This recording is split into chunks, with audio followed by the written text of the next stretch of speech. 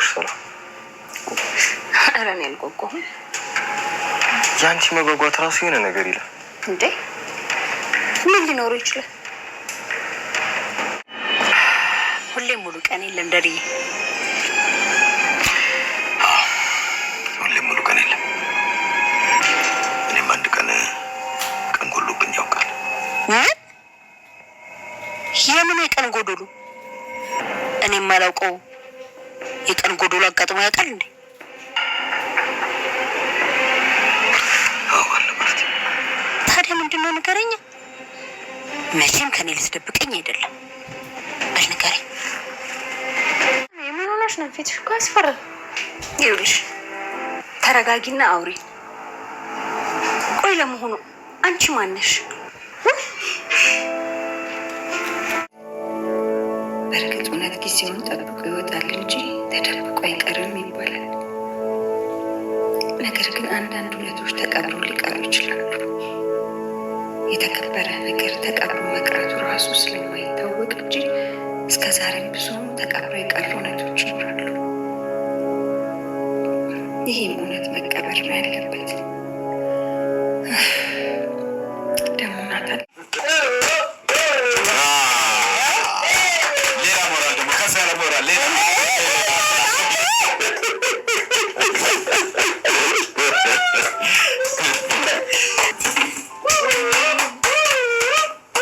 ሰላም በጣም ድብልልቅ ያለ ስሜት እየተሰማት ይገኛል። በሚገርም ሁኔታ እንግዲህ እስከዛሬ ደብቃ የያዘችው ስሜቷ ወደ ውጭ ሊፈንቅሏት ሊወጣ ያለ ይመስላል። እንግዲህ የ19 ዓመት ጥበቃዋ የ19 ዓመት ትግስቷ የ19 ዓመት በውስጧ አፍና ያዘችው ጩኸቷን እንግዲህ ወደ ውጭ ለማውጣት አሁን እሷ አሁንም እችላለሁ ስሜቷ ደግሞ ገንፍ እየወጣለሁ ትግያ ላይ ይገኛሉ።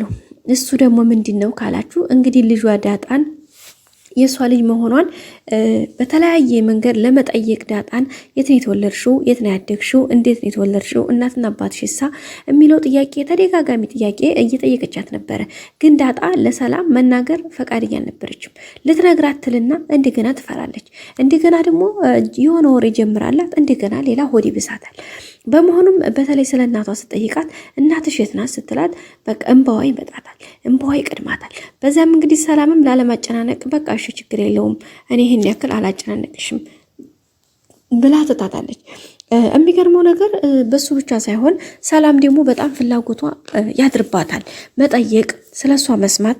ከጊዜ ወደ ጊዜ ትነግረኛለች ብላ ብታስብም ሰላም ግን ዳጣ መናገር አትፈልግም። ማነው ዳጣ ለራሱ ለሰላም በነገራችን ላይ ማውራት ትፈልጋለች፣ መተንፈስ ትፈልጋለች። ሰላምዬ እንደው አንድ ቀን ቁጭ አድርጌ ሚስጥሬን እነግርሻለሁኝ እንደማሰለች ተስፋ አደርጋለሁ እያለች በፊት ለመንገር ራሱ ስትጓጓ ነበረ።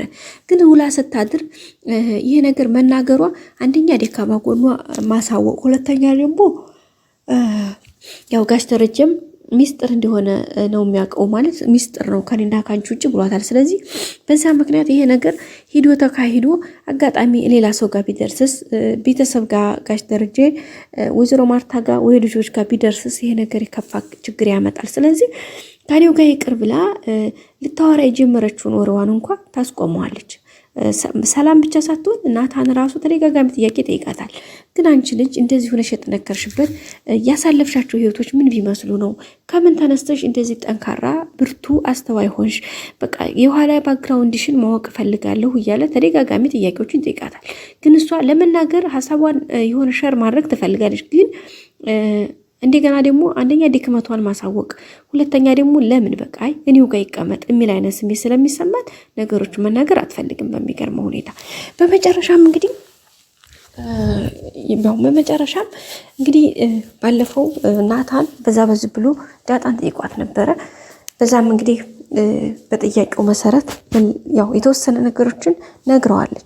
ካልነገርሽኝ አለቅሽም ስላላት እሺ በቃ እሺ ችግር የለውም ብላ ያው እንግዲህ ምንድነው የምትፈልገው ከኔ ምን ልንገርህ ስትለው የመጀመሪያ እንግዲህ የት እንዴት ወለድሽ የመጀመሪያ የምፈልገው እሱን ነው ነበር ያላት።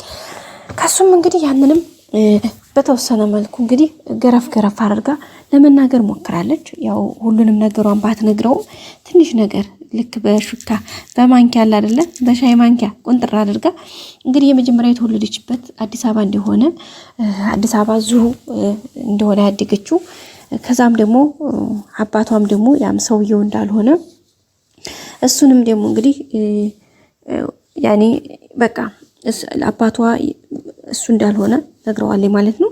ከዛ ባለፈ ደግሞ እናቷ እንደማታውቃት በቃ ይሄን ተናግራ እንግዲህ በጣም ስሜታዊ ስለሆነች እያለቀሰች ስለነበረ ከዚህ በኋላ ማለፍ አልፈለገችም። ያው ናታን ግን እሺ ሌላውን ታዩና መልሼ በዙ ላይ አንድ ጥያቄ ጠይቅሽ። ታዲያ ጋሽ ደረጀ ጋር እንዴት ተገናኛችሁ? ሲቀጥልስ አባትሽ እሱ ካልሆነ መዋሸቱስ ምን አስፈለገ? ታዲያ ለማየ እንደዛ ብለሽ ዋሸሽውስ ለምንድን ነው የሚል ጥያቄ ነበረና ተው በቃ ናታን ለዛሬ ይሄን ያክል ታወቀ ስለኔ ቀጣይ ደግሞ ስለሌላኛው ደግሞ ቀጣይ እናወራለን ብላ እንግዲህ ሀሳቧን ነው አስቀይራው ካለበት የተነሳችው ማለት ነው ቤተሰቦቻችን።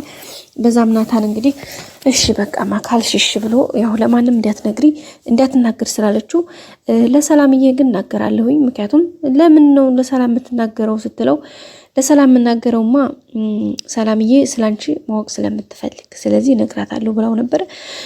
አረ መናገር ካለብኝ ራሴ እነግራታለሁ እንጂ አንተ እንዲያትናገር ብላው ነበር ናታንን። አይ መናገር እንኳን ማይቀር ነው ብሏታል ማለት ነው ቤተሰቦቻችን።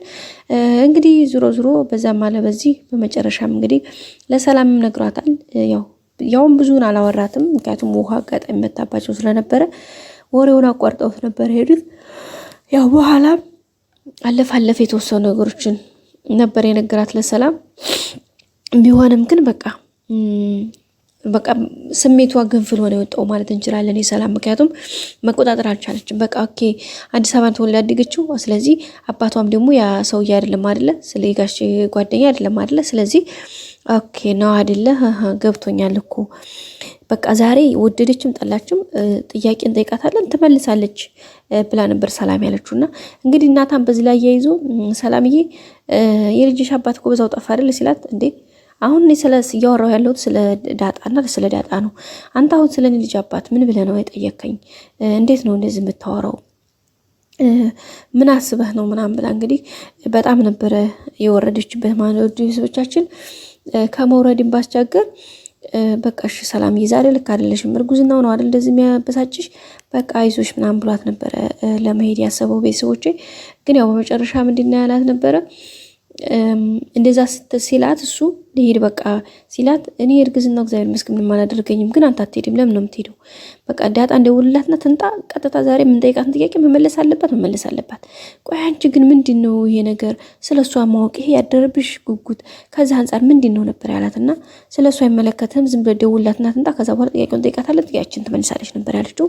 ናታንም እንግዲህ ሰላም የሆነ ነገር ማለሽ በቃ ብሎ ደውላላት ነበር። ዳጣም እንግዲህ በሩጫ ነው የመጣችው። ከመጣች በኋላ እንግዲህ ቀጥታ ሰላም ምንድነው እንደዛ አራውጣችሁ የጠራችሁ ምናምን ስትላት አይ እኔ ሳዝዝሽ መታዘዝ የለብሽም እንዴ ምን መጠራትሽ ደበረሽ እንዴ ምናምን ብላ ነበር እንግዲህ በቁጣ ፊት ስሜቷ በቃ በወጣ ስሜት ነበር የጠየቀቻትና ከዛ በቃ እንግዲህ በጣም ነው የደነገጠችው። ዳጣ ምንድነው ሰላምዬ ፊትሽ እኮ ልክ አይደለም ስትላት አይ ልክ ነው አሁን ተረጋግተሽ የምንጠይቅሽን ጥያቄ ትመልሻለሽ ነበር ያለቻት። እሺ ምንድነው ስትል አንቺ ማነሽ ነበር ያለቻት ጥያቄ ማለት ነው። አስባችሁታል? ይሄ ጥያቄ በጣም ከባድ ጥያቄ ነው ቤተሰቦች። በነገራችን ላይ አንቺ ማነሽ ማለት ይሄ በጣም ከባድ ጥያቄ ነው። ምን ማለት ነው? ሰላምዬ ደግሞ እንዴት ነው ምናምን ዳጣ በጣም እንደነገጠችው ግን እዚህ ጋር አሁን ዳጣ እርግጠኛ ነኝ አይ እኔ ከሌ ነኝ ዳጣ ነኝ የተወለድኩት እንደዚህ ነው ድጋሚ ያን ነገር ተነግራለች ወይም ደግሞ ትደግመዋለች ብዬ አላስብም።